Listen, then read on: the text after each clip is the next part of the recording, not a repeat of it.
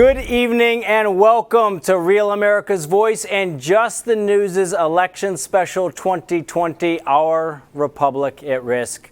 I'm Eric Greitens. Folks, we've got a great team here and we have a fantastic show tonight. In just a moment, we'll be joined by John Solomon, founder and editor-in-chief at Just the News.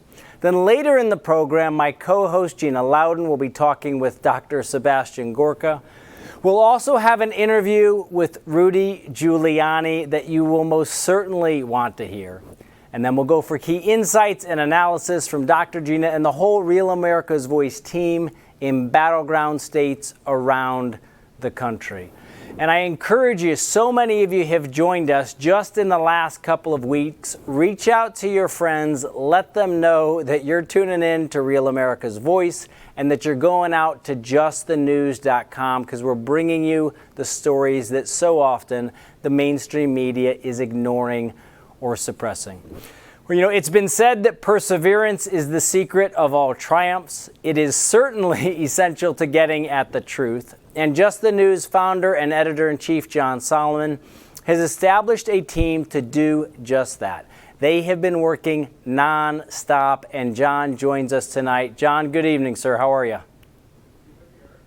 Good. So, John, can you tell us, please, first, you've assembled this nonpartisan, fantastic team of 30 journalists who are investigating electoral irregularities all over the country. What's the latest? Yeah, we have a really great process. It's a tedious process. It takes time. But what we're doing is we've used computer analysis to identify almost 800,000 votes in the key battleground states of Michigan, Wisconsin, Pennsylvania, Georgia, Nevada, and Arizona. And what we're doing, how did we identify them as high risk? These are people that are shown as having voted in those states, but they filed a request to change address and leave those states a year or more ago. And so we've come up with that full list through computer analysis. Then we began the process of calling each of these persons and say, listen, you're listed as voting in Georgia or Wisconsin or Michigan, but it looks like you moved. Did you vote in Michigan, in Wisconsin, Pennsylvania? And there are a lot of people, not all of them, but a lot of people say, I didn't vote. I didn't request that ballot. I know nothing about this. So we're in that process. We've got a long way to go before we come up with numbers. But the early process is working well, and we're beginning to identify people who do not appear to have voted, even though they're listed as voting.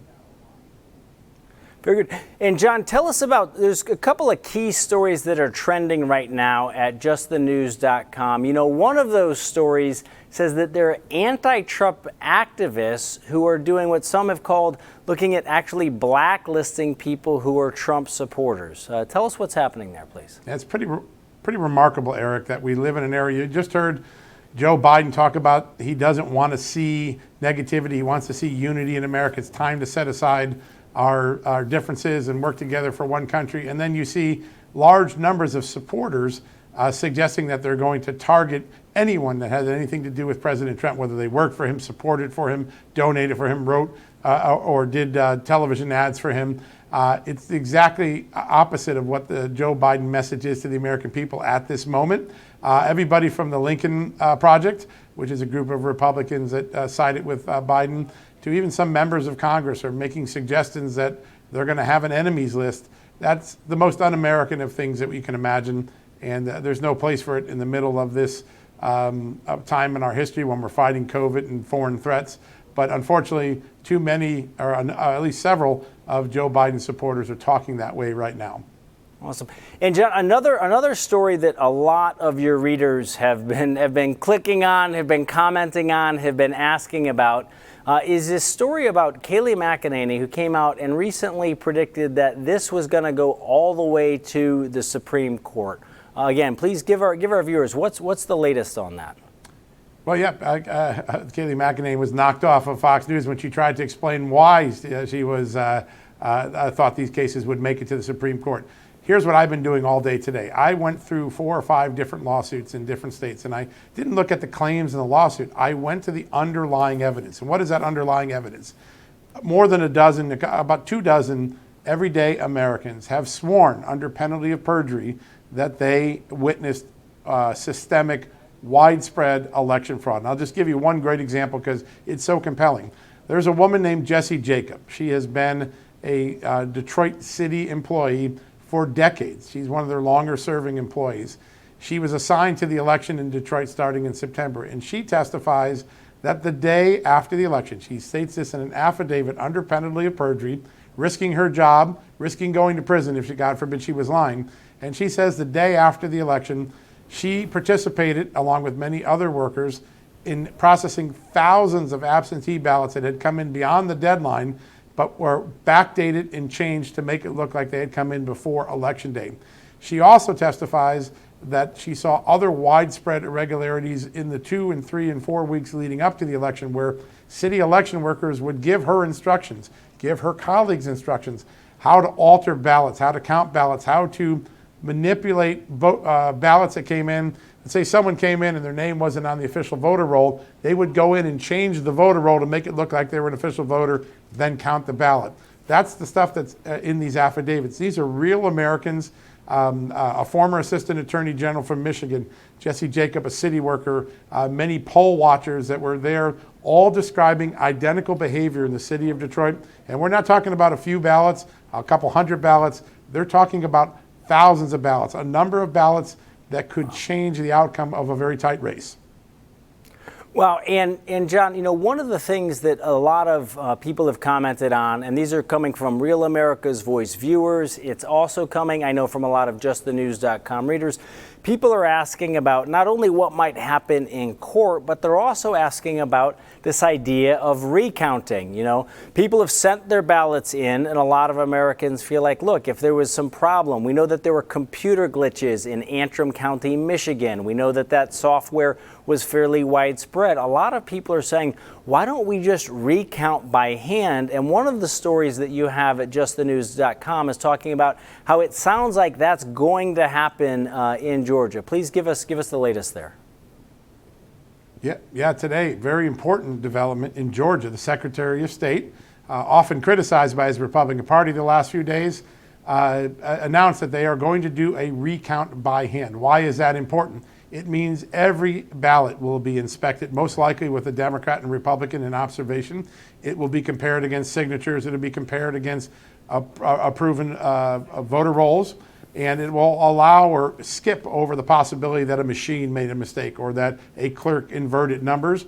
Every ballot will be re-examined, almost as though we're starting Election Day over in Georgia.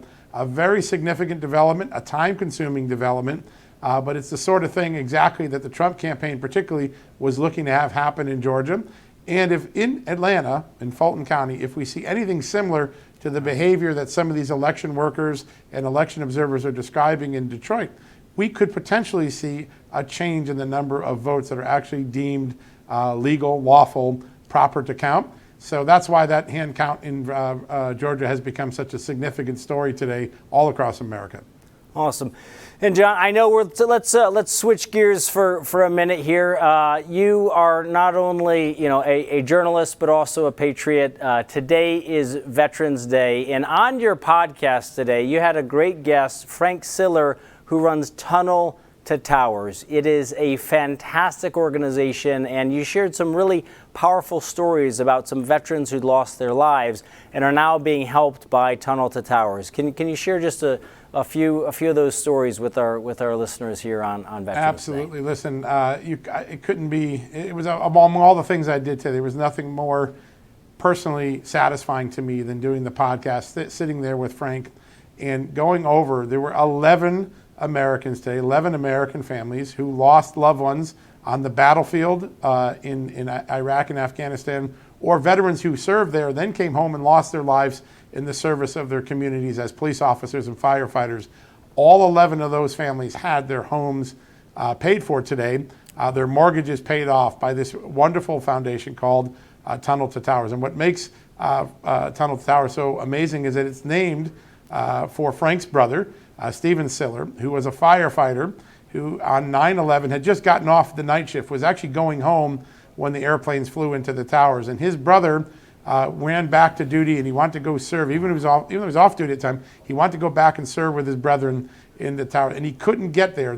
By the time he had gotten near the Twin Towers, the tunnel was closed. And so he took 60 pounds of gear, slung it over his back, ran 2 miles through one of New York's longest tunnels to get to the World Trade Center and start to assist his colleagues. And of course, when those towers collapsed, he died there. His brother created this foundation, and now hundreds of American families who lost loved ones in the line of duty for police, in the line of duty for military, are getting their mortgages paid off, taking a little bit of the financial burden of the loss of their loved one off their plate. And what an amazing day. We gave voice and names and stories to all of these 11 American heroes and their families, something I'm just so deeply grateful. They span the country from the south to the northwest. All 11 are people that we would be proud to call fellow citizens. Well, look, there's some incredibly powerful stories of courage. There are stories of compassion. There are stories of resilience in the face of great loss. And folks, if you want to hear them for yourselves, I highly encourage you to do it. It's a great way to celebrate Veterans Day. You can just go out to justthenews.com, and then you'll see a link for podcasts. John Solomon Reports. It's the Veterans Day podcast. John, thank you so much for that fantastic tribute to a lot of our heroes today. My pleasure, Eric. Have a good show. Well, folks, when we come back, we're going to have Dr. Gina Loudon is going to be talking with Dr. Sebastian Gorka, and they've got some key insights into what is happening right now. You're going to want to stay here. And again, please let your friends know it's at Real America's Voice and at justthenews.com that we are bringing you the stories that the mainstream media so often forgets. Folks, we'll be right back.